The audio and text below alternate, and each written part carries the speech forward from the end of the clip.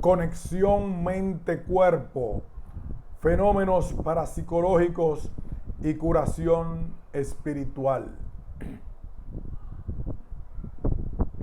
Un ensayo de Ernesto Bonilla, Instituto de Investigaciones Clínicas Dr. Américo Negrete, Facultad de Medicina, Universidad de Zulia y Centro de Investigaciones Biomédicas IBIC Zulia. Resumen: varios procedimientos de curación mediante la actividad mental están siendo utilizados, tales como la hipnosis, la biorretroalimentación, la meditación, las visualizaciones, el manejo de las emociones y la oración. Después de la gran explosión Big Bang, estamos entrelazados con todo. Esta interacción existente entre todas las cosas permitiría que los individuos puedan interactuar como las mentes y cuerpos de otras personas. El campo de la investigación parapsicológica ha conducido al estudio de eventos significativos tales como la aparición y comunicación de seres ya fallecidos, las experiencias cercanas a la muerte y la experiencia fuera del cuerpo. Luce evidente que la conciencia puede persistir en ausencia de la función cerebral. Si se acepta el modelo que asume que a la conciencia y no a la materia, la base de todo cuanto existe, lo que sobrevive es el espíritu o mónada cuántica. Se afirma que las curaciones espirituales son realizadas por médicos desencarnados, quienes diagnostican y prescriben tratamientos que generalmente corresponden a los de la medicina convencional, pero con cierta frecuencia utilizan también procedimientos desconocidos por la medicina moderna, basados en el manejo de campos energéticos que apenas están siendo estudiados por la física. Casos emblemáticos del ejercicio de la medicina espiritual lo representaron los médicos C. Arrigo, George Chapman y Bárbara Guerrero Pachita. Y actualmente el médium brasileño Juan de Dios. El reporte de casos de fenómenos paranormales es muy importante para el avance de la parapsicología, porque no está claramente establecida cuál aproximación, la cualitativa o cuantitativa, es mejor para la comprensión y el desarrollo de este campo. Mind-Body Connection, Parapsychological Phenomena and Spiritual Healing. Consideraciones históricas. La historia de la medicina está llena de momentos embarazosos, durante los cuales evidentes medidas preventivas o curativas de diversas enfermedades contaron con el rechazo y la burla del establecimiento médico de la época. Por ejemplo, Edgar Jenner, descubridor de la vacuna contra la viruela, inició toda una era de inmunología. Este es un hecho ampliamente conocido. Sin embargo, la Sociedad Real de Inglaterra, grupo científico de excelencia, rechazó su propuesta porque Jenner no debía arriesgar su reputación presentando a los académicos algo que parece estar en desacuerdo con el conocimiento establecido y además es increíble. Afirmaciones que una vez fueron consideradas heréticas hoy forman una parte importante de la ortodoxia científica. Cuando William Harvey presentó su teoría de la circulación de la sangre, recibió el apodo de cerebro agrietado por sus compañeros científicos europeos. El cirujano inglés Joseph Lister, quien introdujo los antisépticos en las salas de cirugía, salvando millones de vidas, fue ignorado inicialmente porque su teoría de la infección por gérmenes contrastaba con las creencias científicas de la época, que consideraban a las infecciones como producidas por el mal aire ambiental. Algunos de sus colegas llegaron al extremo de lanzar los instrumentos quirúrgicos al suelo, pisotearlos y ensuciarlos para demostrar que podían operar con instrumentos sucios sin mayores consecuencias para sus pacientes. Lord Kelvin, matemático y físico inglés, presidente de la Sociedad Real de Inglaterra y conocido ampliamente por sus trabajos sobre el calor y la electricidad, declaró enfáticamente que los rayos X no existían. Li Chan refiere que Alexander von Humboldt, uno de los más grandes naturalistas de los siglos precedentes, afirmó que no aceptaba la existencia de los fenómenos psíquicos, ni los testimonios de todos los miembros de la sociedad real, ni las evidencias de mis propios sentidos podrían llevarme a creer en la transmisión del pensamiento de una persona a otra, independientemente de los canales reconocidos de los sentidos. Es claramente imposible. Este es un ejemplo de un gran científico que afirmaba que sabía tanto sobre la realidad que el universo no tenía secretos para él. Por ello, es importante señalar que lo que luce posible en una teoría metafísica, una teoría acerca de la realidad, es imposible, paranormal en otra. En efecto, lo que es perfectamente normal en el nivel subatómico, por ejemplo, que un electrón salte de una órbita a otra sin cruzar el espacio entre ellas, se denomina teleportación en el nivel macro o molecular. La teleportación es generalmente considerada como paranormal. El hecho de que un electrón pueda atravesar dos orificios en una placa simultáneamente, sin dividirse, es perfectamente normal para la física cuántica, pero en la vida diaria a este efecto se le llama bilocación, que es un fenómeno paranormal. No podemos explicar un fenómeno que ocurre en un sistema metafísico en el cual tal evento es imposible. Si un evento parece preceder a su causa precognición, tenemos que explicarlo utilizando un sistema en el cual puede ocurrir.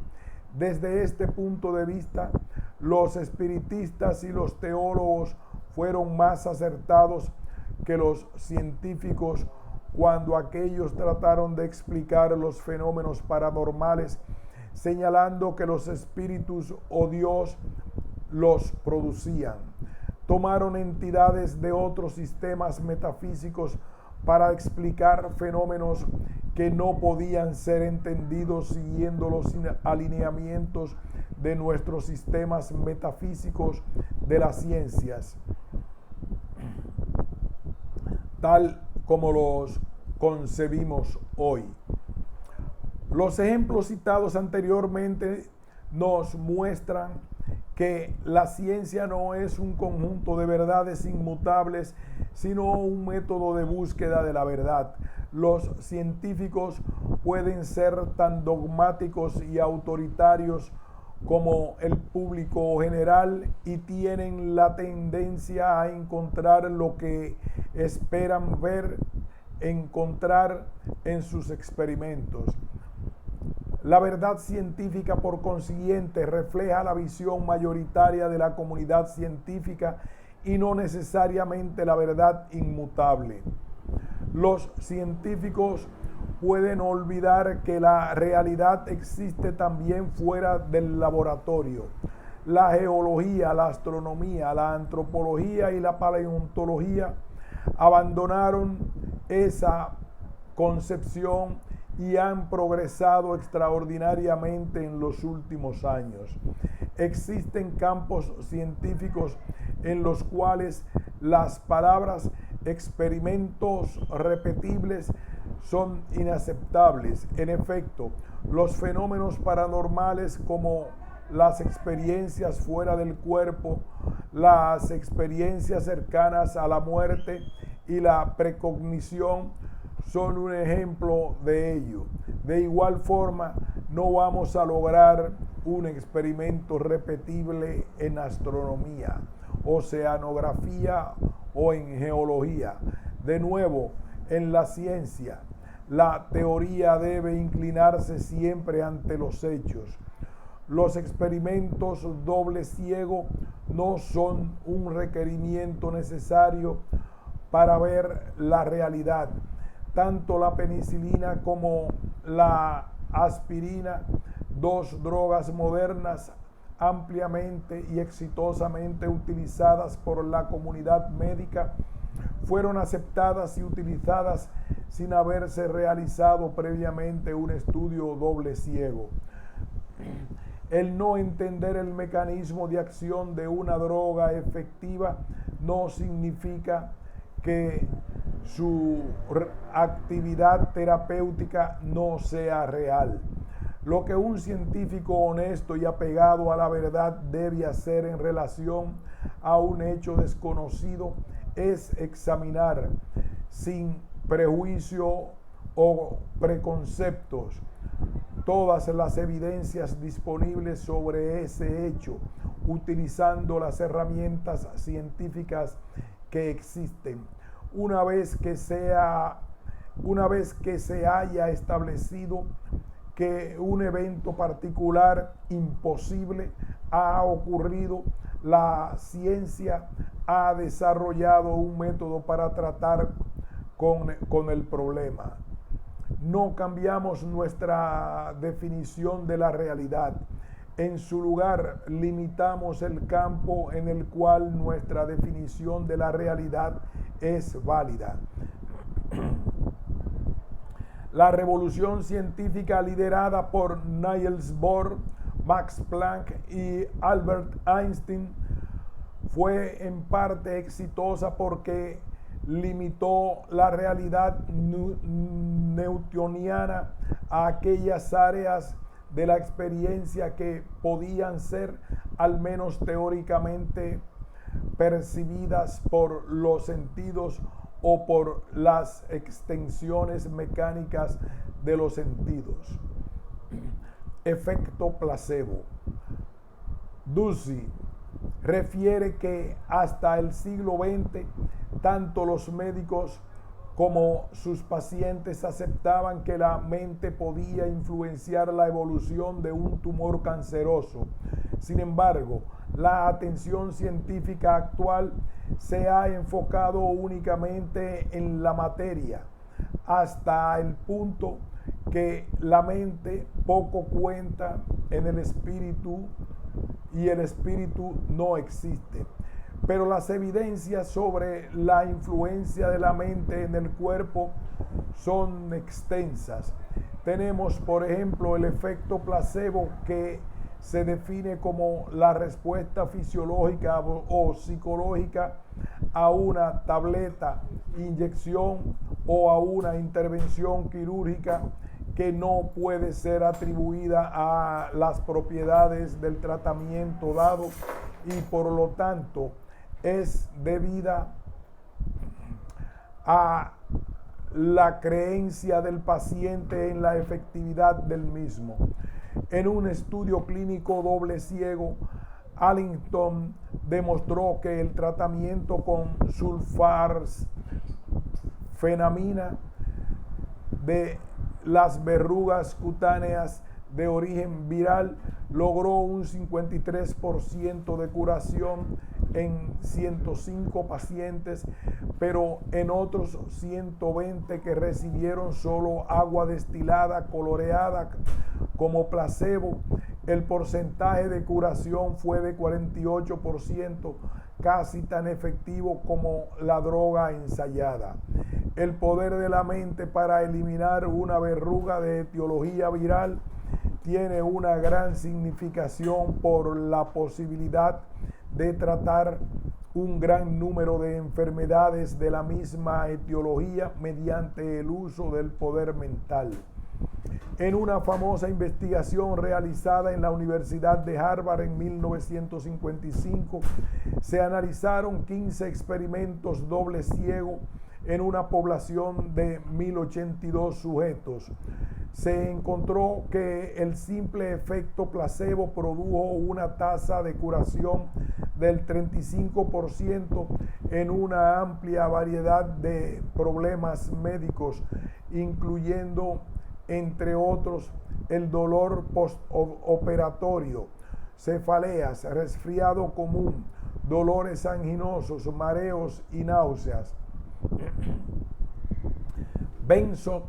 Benson y McCauley revisaron la historia de más de una docena de tratamientos médicos utilizados para la angina de pecho, los cuales incluían extractos de músculo cardíaco, extractos pancreáticos, varias hormonas, irradiaciones con rayos X, anticoagulantes, inhibidores de la monoaminoxidasa, MAO, tiroidectomías, yodo radioactivo, simpatectomía, vitaminas, colina, meprobamato, ligadura de la arteria mamaria interna y veneno de cobra. Los autores notaron que varias de esas terapias comenzaron siendo muy efectivas, pero luego abandonadas porque no tenían ningún efecto sobre la angina. Según ellos, el efecto placebo fue lo que inicialmente hizo a estas terapias efectivas. Por esta razón, recomendaron que no se ridiculizara el efecto placebo porque es muy barato, seguro y ha perdurado a lo largo de la historia de la humanidad. Se ha dicho que la historia de la medicina es básicamente la historia del efecto placebo, el poder de la mente. En varios procedimientos de curación mediante la actividad mental están siendo utilizados por millones de personas en un intento de canalizar el potencial que tiene la mente para sanar el cuerpo.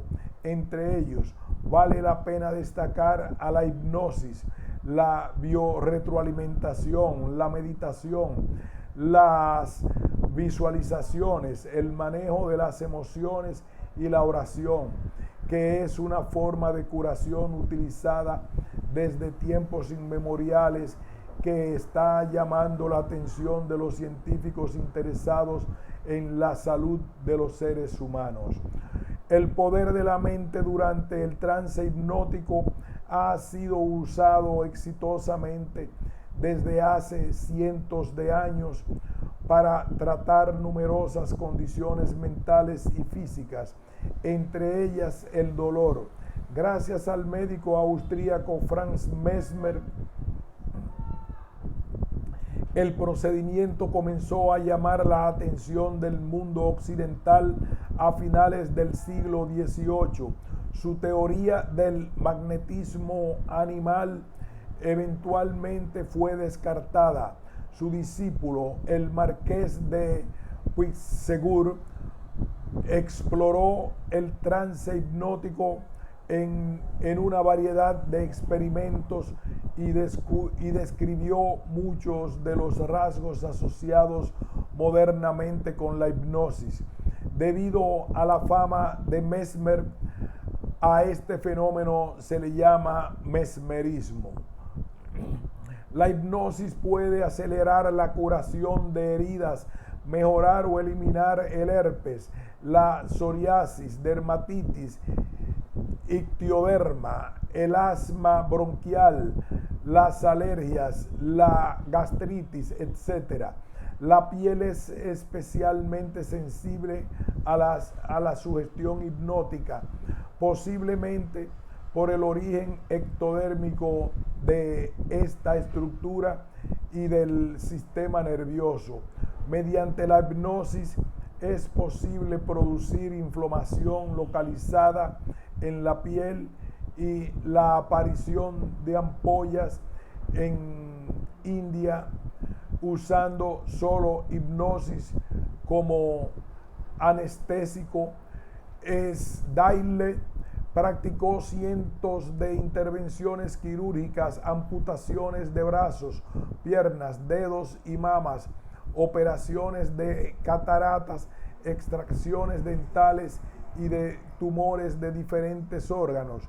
Como no todos los individuos pueden lograr la profundidad del trance hipnótico requerida para practicar este tipo de operaciones, el cloroformo, el éter y los anestésicos modernos desplazaron a la hipnosis, pero esta última logró demostrar sin lugar a dudas el poder que tiene la mente para controlar el dolor.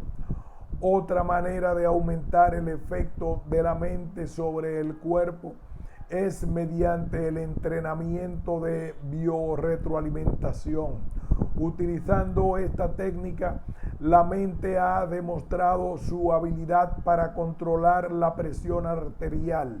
También se ha usado para controlar músculos aislados o en grupos durante el tratamiento de espasmos faciales y de los párpados, cefaleas tensionales y migraña.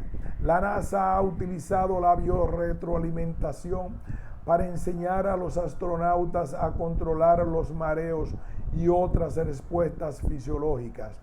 Otra técnica que ha demostrado su efectividad para mejorar el control mental sobre el cuerpo es la meditación, utilizada por los indios japoneses, chinos y tibetanos desde hace más de 500 años.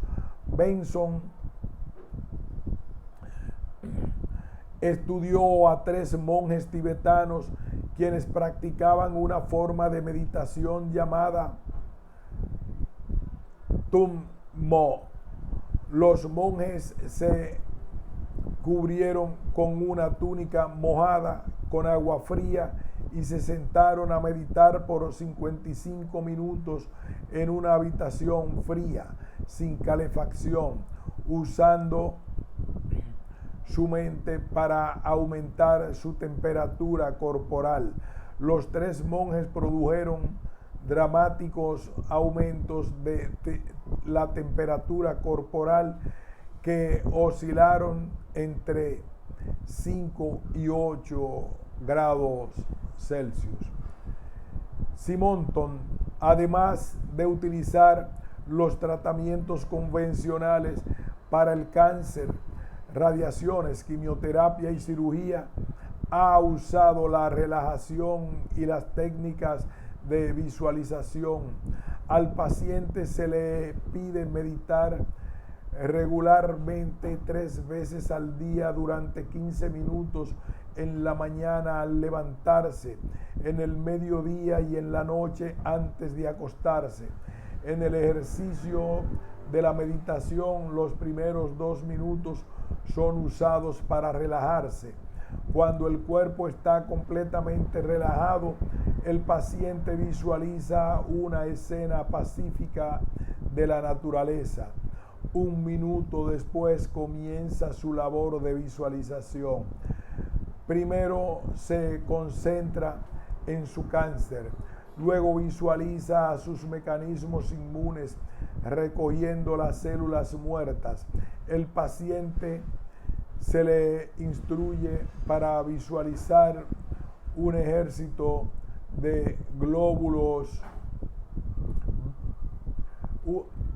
Al paciente se le instruye para visualizar un ejército de glóbulos blancos acudiendo al tumor y expulsando las células malignas que han sido debilitadas por el tratamiento médico convencional.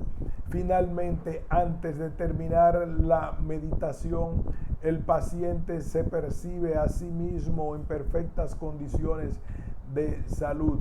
Los enfermos son instruidos en los principios generales de los mecanismos inmunes y se le muestran fotografías de otros pacientes cuyos tumores son visibles y están respondiendo al tratamiento. En un estudio de 152 pacientes, Simonton encontró mayor éxito en los más optimistas y comprometidos con el proceso terapéutico. Ducey revisó más de 100 experimentos científicos sobre el poder de la oración y encontró que en la mitad de ellos se demostró su efectividad para producir cambios significativos en los seres humanos.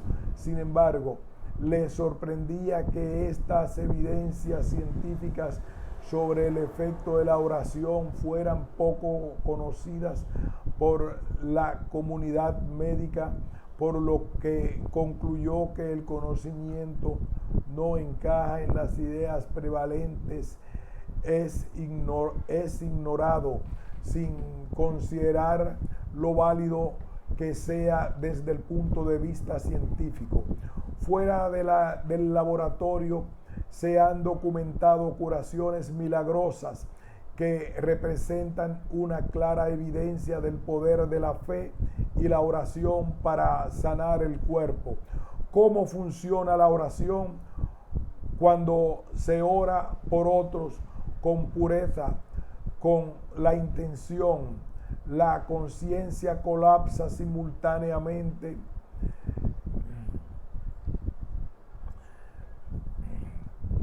Las tensiones curativas en la mente, como sucede en la telepatía. De allí en adelante, el mismo proceso de curación cuántica funciona como en la autocuración. Por lo tanto, esta clase de curación a distancia también envuelve la autocuración. La física cuántica nos permite entender fenómenos observados en la práctica médica, tales como la curación espontánea, creatividad cuántica, la curación mediante la oración a distancia, no localidad cuántica, autocuración y curación espiritual, causación descendente con intención pura. La medicina china es cuántica porque utiliza las características de ondas cuánticas yang y partículas cuánticas yin, del chi, energía vital, prana, ki, para clasificar los desbalances de la energía vital y la representación de los órganos en los campos morfogenéticos vitales. En China existe el Hospital Huaxia Xingnen Qigong, fundado por el doctor Pan Ming, quien es un médico entrenado en medicina occidental y china, y además es un gran maestro de Qigong.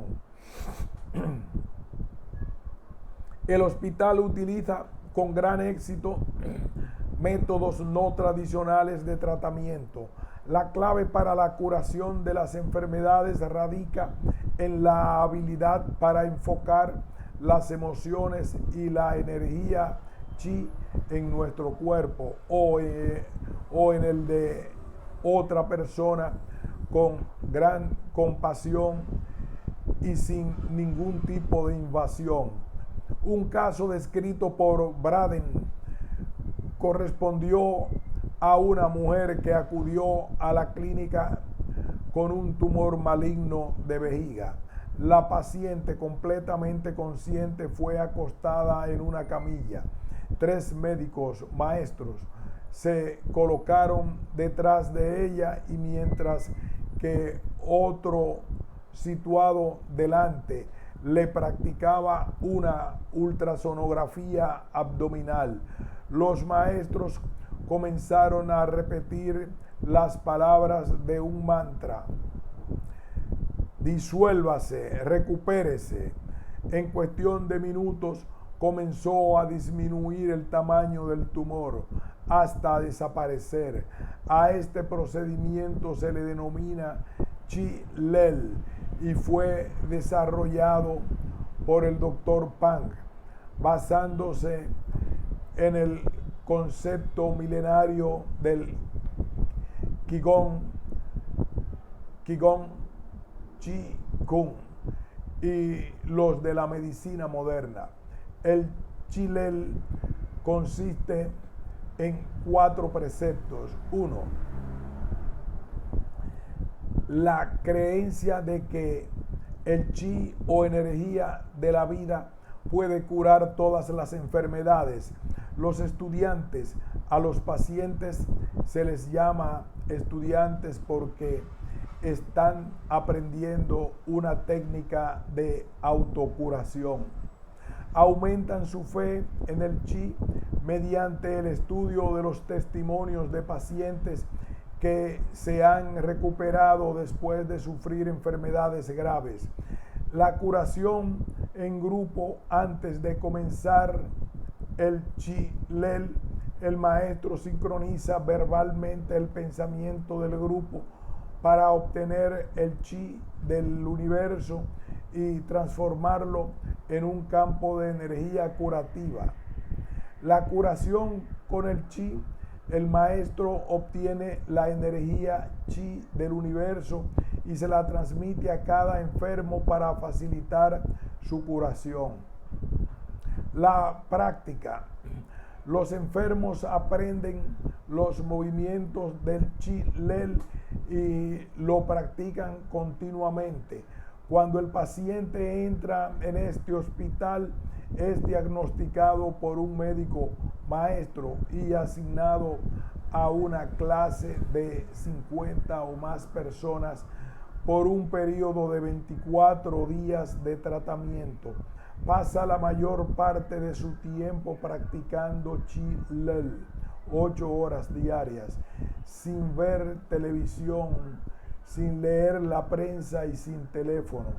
Las estadísticas de esta clínica muestran una tasa de éxitos de 95% en un estudio que duró 5 años. El doctor Pan recuerda a sus estudiantes que lo que es incurable en la medicina convencional no necesariamente significa que es incurable. Enseña que cuando el chi se concentra aparece la materia y cuando se dispersa, esta desaparece.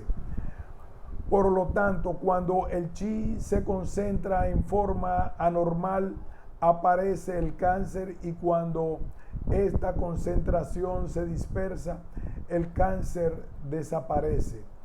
El chi no tiene color ni forma y exhibe propiedades de la materia, de la energía y de la información. Por ejemplo, una célula viviente en un nivel tiene membrana, núcleo, retículo endoplásmico, ribosomas. En otro nivel contiene moléculas, átomos, protones y electrones. Y en el otro nivel se presenta como energía. Finalmente alcanza un nivel en el cual se manifiesta como materia, energía e información. Según el Dr. Pang, como el chi contiene formación, según el Dr. Pang, como el chi contiene información, responde a nuestros deseos. Si bien es cierto que las células cancerosas están hechas de un chi anormal, como el chi responde a nuestros deseos, es posible ordenarles que se dispersen para que el cáncer se desintegre. Esta doctrina es la que enseña el Dr. Pang a los maestros y estudiantes de este hospital de Chilel-Quingón. La utilización de la hipnosis, biorretroalimentación, meditación y oración han permitido demostrar que Descartes estaba equivocado. La separación entre el cuerpo y la mente es un mito porque esta puede producir efectos en el cuerpo físico. Existe toda una red de comunicación psicosomática que mantiene unida la mente al cuerpo. Nuestros pensamientos, sentimientos, creencias, deseos e intenciones crean emociones que producen la descarga de mensajeros químicos neuropéptidos que se difunden en todas las células del cuerpo y actúan sobre el sistema nervioso autónomo, debilitan o fortalecen el sistema inmune y originan cambios hormonales que afectan el cuerpo. En síntesis, las emociones producidas por nuestros pensamientos son el puente entre el mundo físico y el mental. Ya William James, a finales del siglo XIX, afirmaba que ninguna modificación en la mente ocurre que no sea acompañada o seguida por un cambio corporal. Años más tarde, Cousin resumió la visión moderna de la interacción mente-cuerpo con la frase: la creencia se transforma en biología. Intención a distancia, acción telesomática. Desde la gran explosión Big Bang estamos entrelazados con todo, por lo cual en principio podemos interactuar mentalmente con todo, pero como el entrelazamiento crece proporcionalmente al número de interacciones, es más probable que percibamos información local en tiempo y espacio que los eventos que ocurrieron hace millones de años o a una distancia de millones de años luz.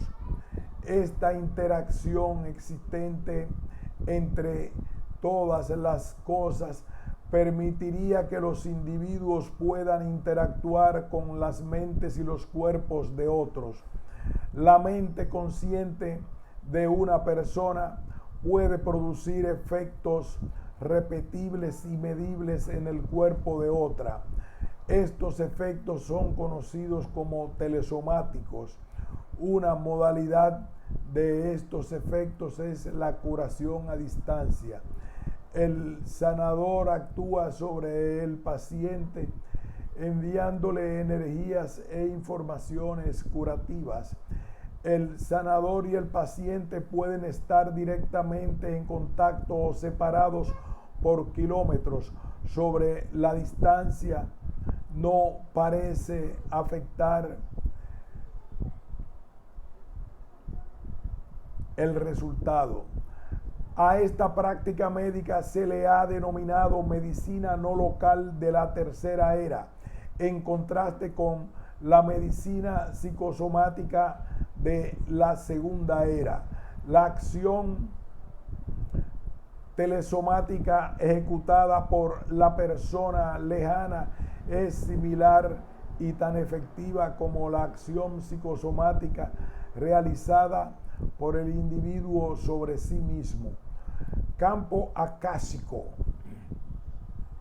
La existencia del campo de información universal llamado campo acásico explicaría el fenómeno de la no localidad de las más pequeñas y las más grandes unidades medibles del universo, la coherencia entre organismos vivientes y con el medio donde viven y la coherencia del cerebro humano con la conciencia asociada a él y con el cerebro y la conciencia de otros seres humanos.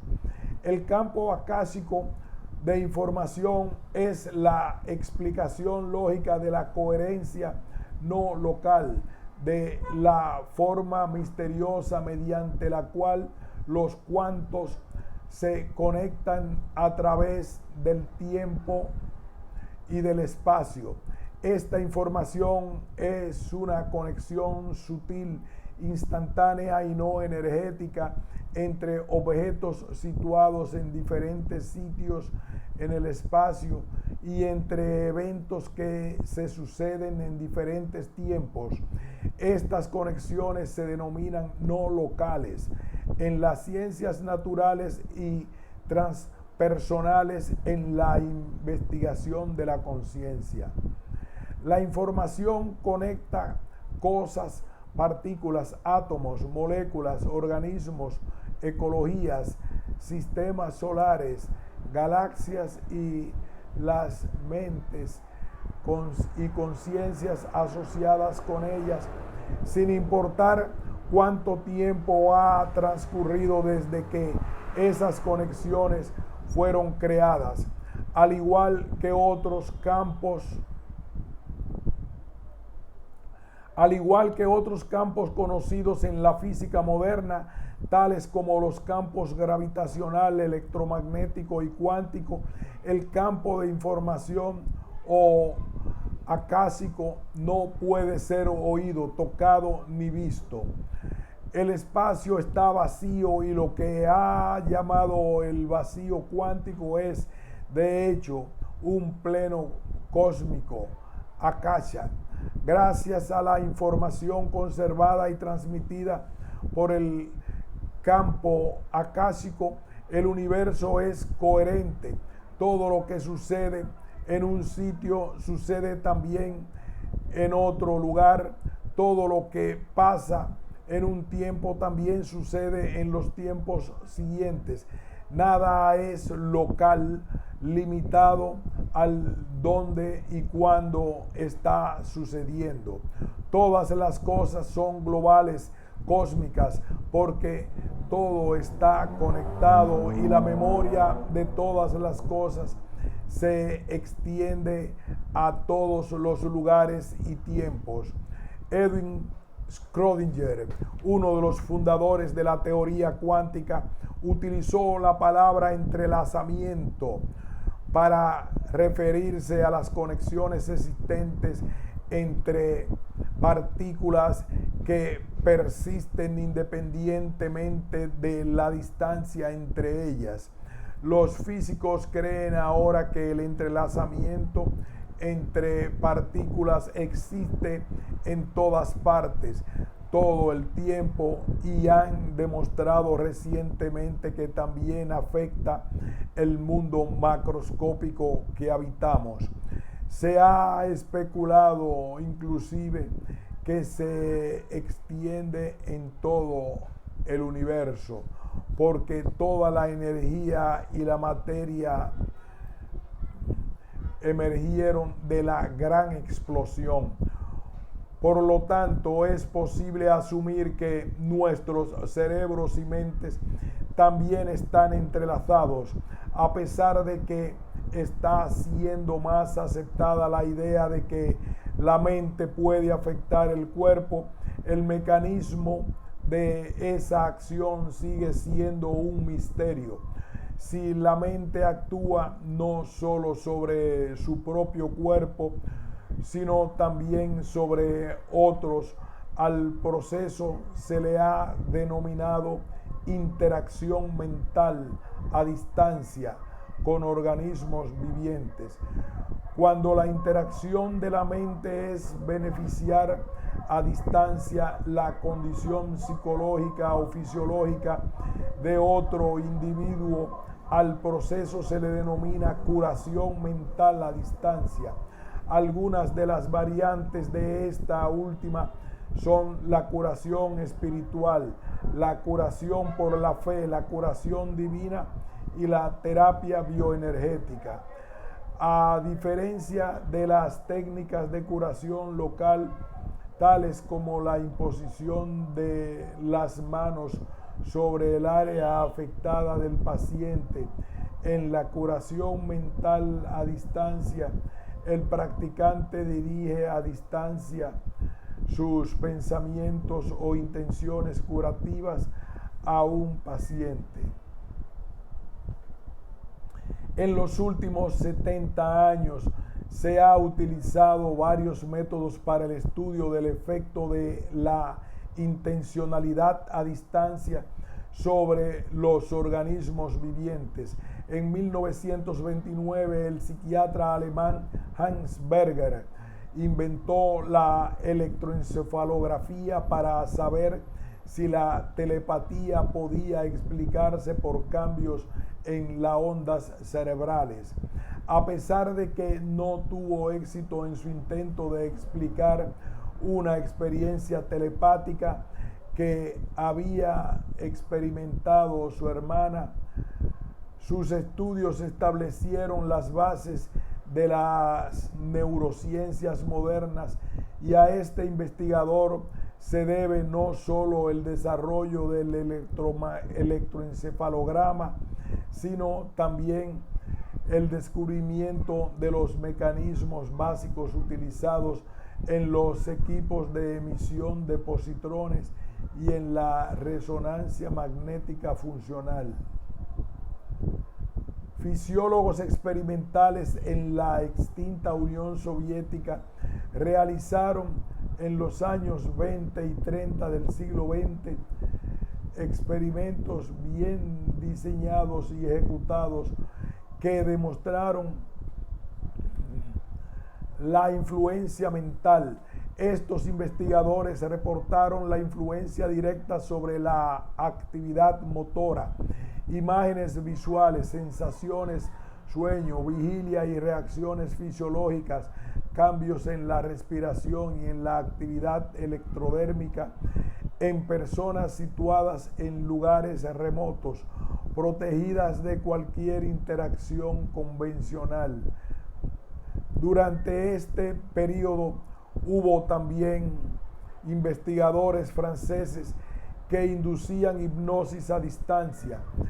En Holanda se realizaron experimentos sobre la influencia remota sobre la actividad motora. Desde entonces se han ejecutado cientos de experimentos relacionados con la influencia mental a distancia sobre sistemas biológicos. No obstante, las diferencias en la base de datos de más de 150 estudios, los experimentos comprenden dos categorías esenciales. La primera consiste de estudios en los cuales un sanador intenta influenciar y mitigar un proceso patológico en un organismo con el fin de aumentar su vitalidad o disminuir su morbilidad. Una segunda categoría de intencionalidad a distancia sobre sistemas vivientes comprende la medición de procesos normales o conductas en los organismos. Por ejemplo, los efectos a largo plazo en el crecimiento de plantas o cultivos celulares y cambios tempranos en la conducta o en la actividad fisiológica. En 1959, un médico checo, Stefan Figar, midió el flujo sanguíneo de los dedos de los pares. En 1959, el médico checo Stefan Figar midió el flujo sanguíneo en los dedos de pares de individuos aislados con el objeto de investigar las conexiones telepáticas inconscientes. En estos estudios, las personas desconocían el propósito del experimento. Encontró que cuando a una de las personas se les pedía que realizara mentalmente una operación aritmética, la presión arterial de la otra variaba considerablemente. Tart midió la conductancia eléctrica, el volumen sanguíneo, la frecuencia cardíaca y el reporte verbal en un estudio realizado entre un emisor y un receptor. Tart, actuando como emisor, recibió choques eléctricos al azar para investigar si el receptor situado a distancia podía detectar esos eventos. El receptor reaccionó significativamente a esos choques remotos, pero no hubo evidencias de que estuviera consciente de esos eventos. Algunos autores observaron cambios significativos en el volumen sanguíneo del dedo del receptor cuando el emisor, situado algunas veces a kilómetros de distancia, dirigía pensamientos cargados de emoción al receptor. Greenberg, Silverbaum y colaboradores reportaron una serie de estudios en México en los cuales detectaron respuestas cerebrales simultáneas en los electroencefalogramas de pares de personas separadas físicamente. Wackerman y colaboradores lograron replicar estos estudios y exitosamente concluyeron que ningún mecanismo biofísico conocido hasta entonces podría ser responsable de la correlación observada entre los electroencefalogramas de dos sujetos separados. Similares resultados han sido obtenidos en otros estudios. Grada agregó solución salina a semillas de plantas que habían sido tratadas por un sanador. Con este estudio cuidadosamente diseñado y doble ciego, demostró que las semillas tratadas brotaban y las plantas crecían exitosamente, a diferencia de las semillas control colocadas también en solución salina pero no tratadas por el sanador. Nash demostró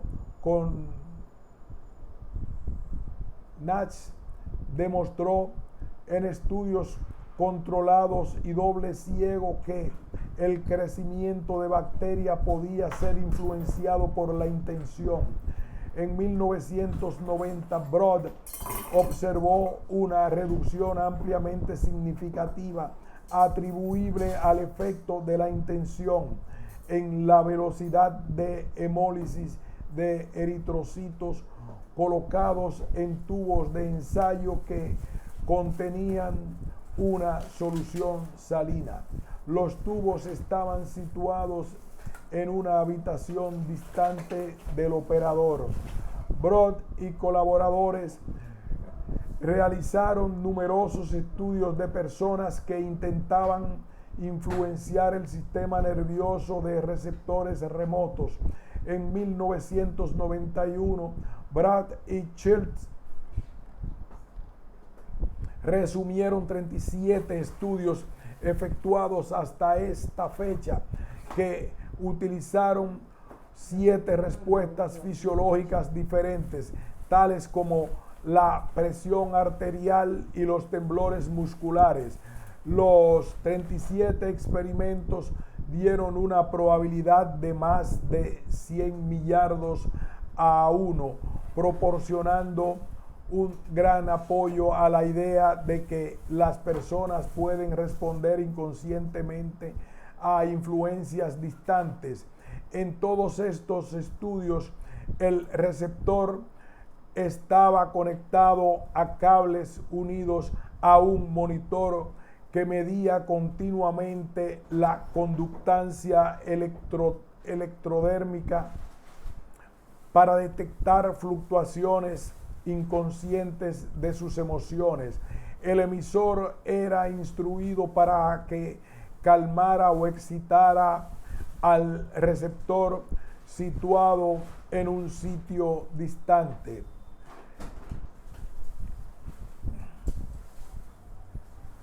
En momentos seleccionados al azar, el emisor dirigía su atención a otro sitio para proveer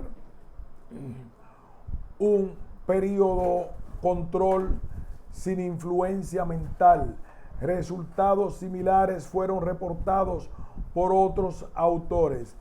En el año 2004, Schmidt y colaboradores publicaron una metaanálisis de 40 investigaciones relacionadas con la influencia mental directa en los organismos vivientes.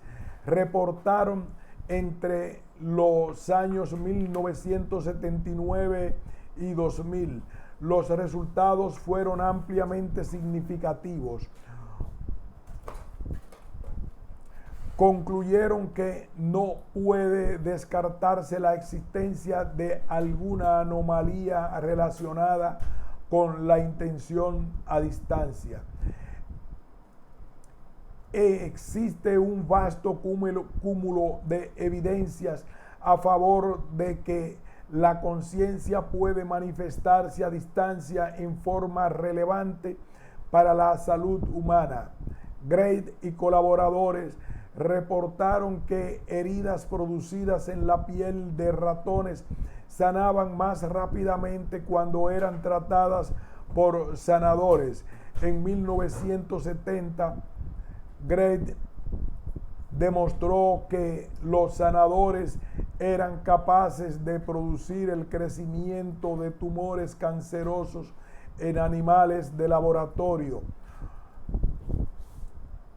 Hird, trabajando con humanos voluntarios a quienes les produjo una herida en la piel antes de ser tratados por sanadores, observó que las heridas sanaban muy rápidamente. El análisis estadístico reveló que la velocidad de curación de las heridas en el grupo tratado por los sanadores fue significativamente mayor que en el grupo control, que no recibió la intención de curación. Bird realizó un estudio controlado y al azar en 393 pacientes admitidos por dolor torácico y por infarto del miocardio durante un periodo de 10 meses en la unidad de cuidados coronarios del Hospital General de San Francisco, California. Los 192 pacientes que recibieron oraciones a distancia evolucionaron mejor en varios parámetros: menos resucitaciones cardiopulmonares, menos medicamentos y menor incidencia de edema y de neumonía que el grupo control de 201 pacientes que no habían recibido ninguna plegaria. Este grupo de enfermos requirió de asistencia ventilatoria, antibióticos y diuréticos más frecuentemente que los pacientes que fueron objeto de las oraciones a distancia. La diferencia fue estadísticamente significativa, P menor 0.001. En 1997, Shields y Broad analizaron 19 experimentos en los cuales una persona trataba de influenciar la actividad electrodérmica de otra y encontraron resultados muy significativos, P menor que 0.000007. En el Centro Médico Pacífico de la Escuela de Medicina de la Universidad de California, se realizó un estudio doble ciego en 40 pacientes con el síndrome de inmunodeficiencia adquirida, SIDA, que recibieron intenciones de curación a distancia, generalmente mediante oraciones. A los 6 meses, el grupo que las recibió tuvo una menor incidencia de enfermedades asociadas al SIDA, P igual a 0.04, menos y más cortas hospitalizaciones, P 0.004, menos visitas al médico, P 0.01, y mejores resultados en las pruebas psicológicas, P 0.002. No se observó ninguna correlación entre los resultados clínicos y las creencias de los pacientes que estaban recibiendo o no las intenciones u oraciones sanadoras. No se detectaron diferencias en los valores de CD4 más entre ambos grupos.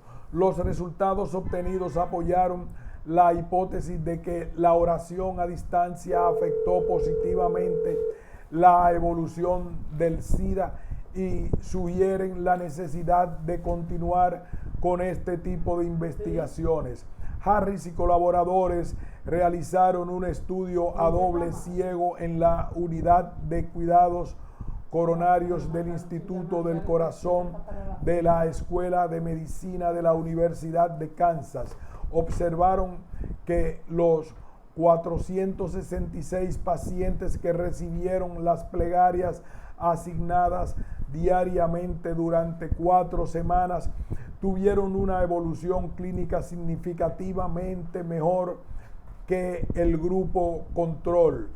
En el año 2000, Astin y colaboradores publicaron una metaanálisis de 23 estudios controlados de curación a distancia, hechos al azar. Encontraron resultados positivos en el 57% de los casos. Krukov y colaboradores en el Centro Médico de Duke reportaron otro estudio doble ciego y controlado en el cual se utilizaron grupos de oración situados en diferentes partes del mundo para orar por enfermos sometidos a cateterismo cardíaco y angioplastia. Los pacientes receptores de las oraciones tuvieron de 50 a 100% menos complicaciones, hemorragias, arritmias, muertes, etcétera, que los individuos que no las recibieron. Una investigación doble ciego realizada en 219 mujeres de 26 a 46 años de edad sometidas a fertilización in vitro y transferencia de embriones en una clínica de Seúl, Corea del Sur, reveló que el grupo que recibió las oraciones de personas que vivían en Estados Unidos, Canadá y Australia tuvo un doble de embarazos exitosos que las mujeres del grupo control. El resultado fue estadísticamente significativo, P menor 0.01. En el año 2002, Benor revisó 61 estudios de curación a distancia y consiguió efectos positivos significativos en humanos, animales y plantas. Jonas y Crawford revisaron 2.300 reportes relacionados con la curación espiritual, la medicina por energía y el efecto de la intención.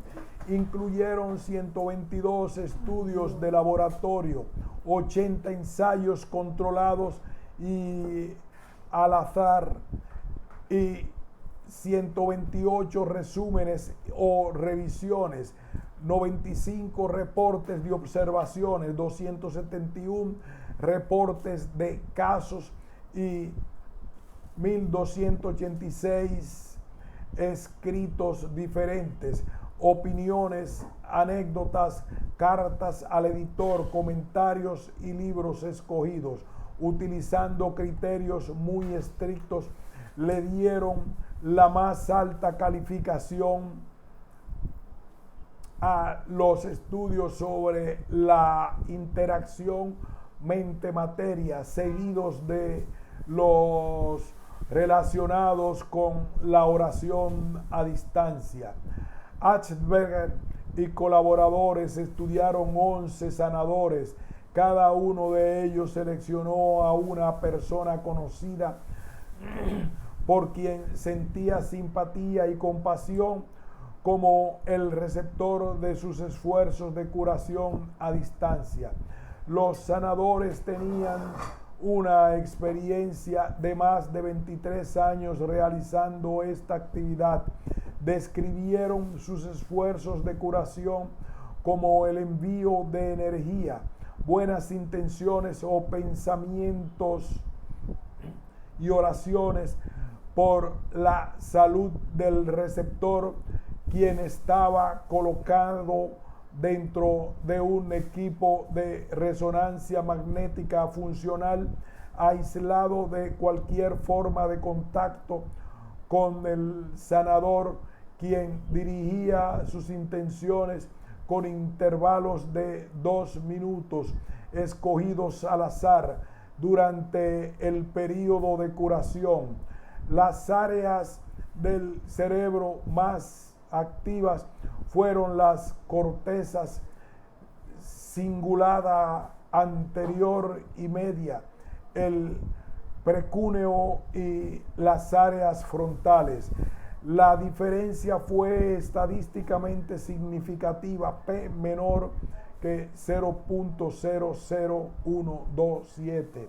Los hallazgos sugieren que las intenciones de curación pueden ejercer efectos comprobables en el receptor y que la empatía entre el sanador y el receptor es una parte importante del proceso de curación. El lado oscuro que tiene la curación a distancia es el miedo a que se utilice estas técnicas para hacer daño, como se ha observado en algunas sociedades primitivas. Una posibilidad particularmente intrigante es que las influencias remotas de la intencionalidad pueden ocurrir no localmente con respecto al espacio, como se ha demostrado en los estudios antes señalados, sino que también sean efectivas no localmente con respecto al tiempo. fenómenos parapsicológicos. La Asociación Parapsicológica, afiliada a la Asociación Americana para el Avance de la Ciencia, define a la parapsicología como el estudio científico de 3 clases de eventos no comunes: la percepción extrasensoria, telepatía, clarividencia, precognición, presentimiento, la interacción mente-materia y los fenómenos que sugieren la sobrevivencia después de la muerte corporal, incluyendo las experiencias cercanas a la muerte, las apariciones y la reencarnación. El campo de la investigación psíquica se hizo más conocido en la segunda mitad del siglo XIX y comienzos del siglo XX, porque la popularidad del espiritismo condujo a muchos científicos a investigar estos fenómenos extraños. Tales estudios produjeron 2 clases de información. En primer lugar, los eventos significativos tales como la aparición y la comunicación de seres ya fallecidos, las experiencias cercanas a la muerte, la precognición y los fenómenos poltergeist o ruidos y movimientos extraños producidos aparentemente sin una causa física inmediata. Todos ellos tienen un importante significado, aunque lo desconozcamos, y han sido catalogados por Jan Enrold como eventos determinados por necesidad. La segunda clase de fenómenos parapsicológicos son los producidos en laboratorio, como la clarividencia, la telepatía y la adivinación de las cartas o de números al azar, en los cuales se busca que la suma de los aciertos sea estadísticamente significativa.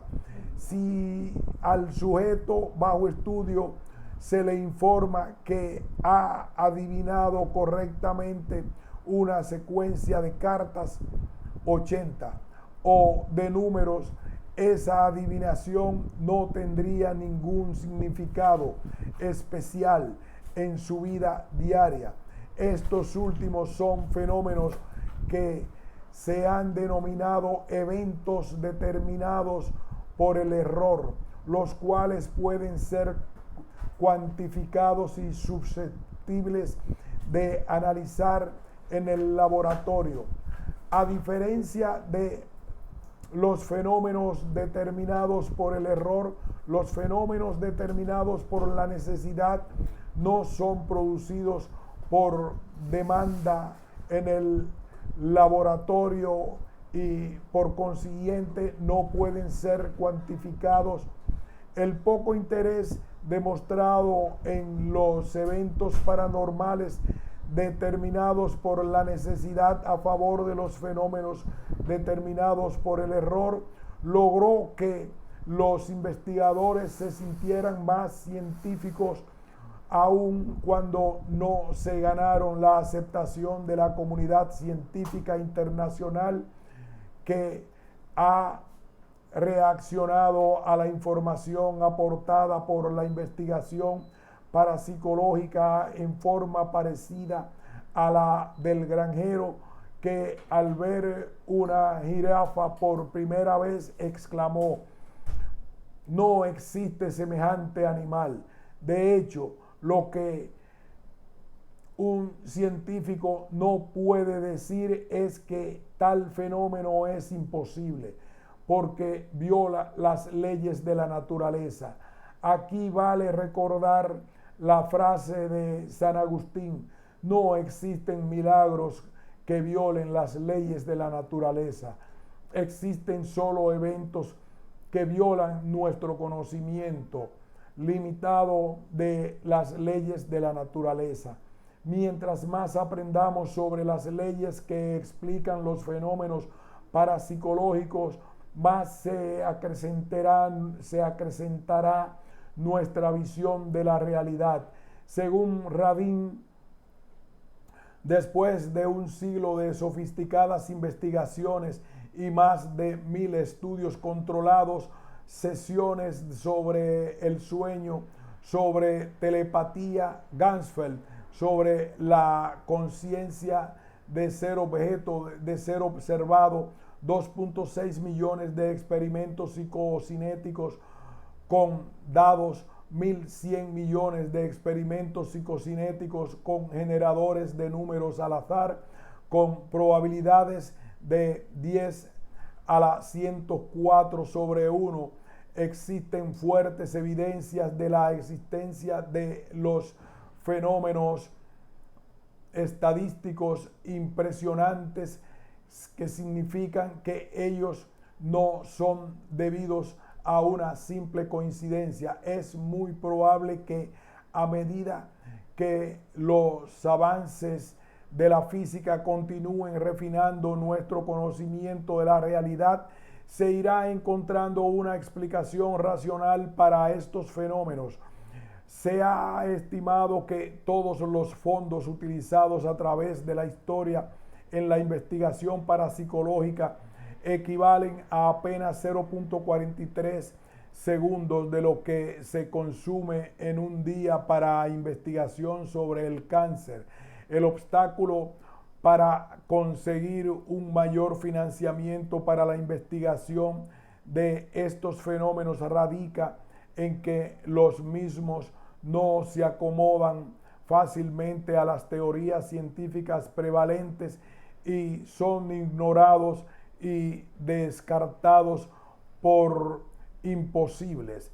Si los fenómenos retan directamente a los conceptos ya aceptados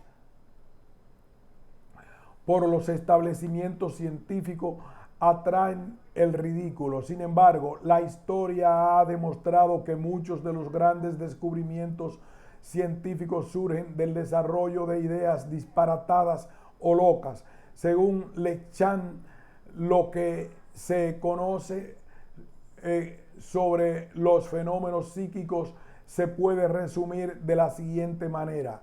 Algunas personas demuestran que poseen información específica y concreta que no pueden lograrse a través de los canales sensoriales y por extrapolación de datos obtenidos a través de los sentidos. Tal es el caso de los fenómenos telepáticos, clarividentes o precognitivos. El espacio u otros factores físicos, muros, curvatura de la tierra, montañas, océanos, existentes entre la información original y la persona que demuestra poseerla, no son factores determinantes. Los factores emocionales son los que principalmente establecen la unión entre el origen aparente de la información y el individuo que demuestra tener ese conocimiento. Muchas personas se envuelven en ansiosas cuando oyen o leen artículos de opinión o les encuentran información sobre la existencia de los fenómenos psíquicos. Aquí hacemos una pausa para descansar y pasamos al próximo párrafo más adelante.